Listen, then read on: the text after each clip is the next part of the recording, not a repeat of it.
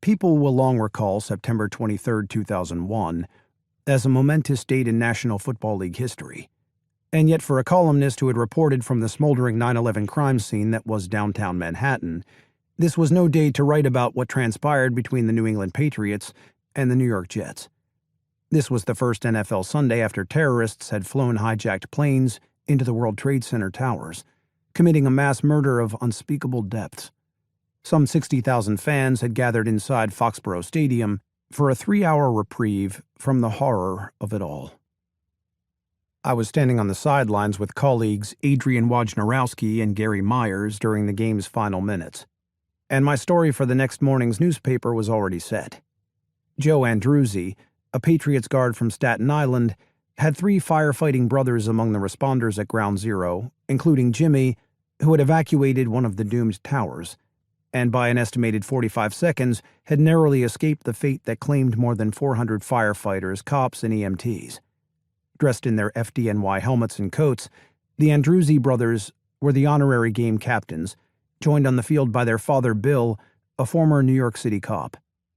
No, there wasn't a damn thing between the lines or on the scoreboard that could possibly rearrange my sports writing priorities on this day.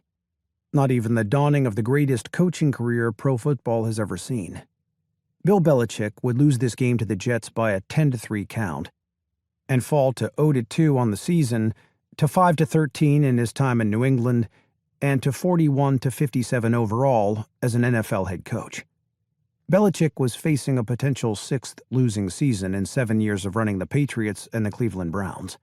No matter what he tried, the coach couldn't temper the growing suspicion that he was just another brilliant coordinator who didn't have the leadership skills and charisma to run his own team like his former boss Bill Parcells had.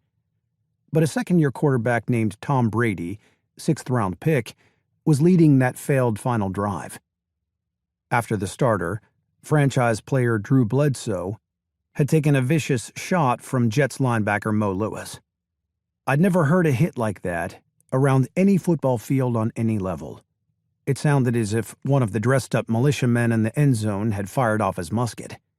As Bledsoe's backup trotted onto the field in the 4th quarter, looking very Ichabod Crane-ish, I thought of Brady's underwhelming career at Michigan, of his lack of mobility and athleticism, and of Michigan coach Lloyd Carr's constant, if failed, attempts to replace him with a younger and more dynamic Drew Henson.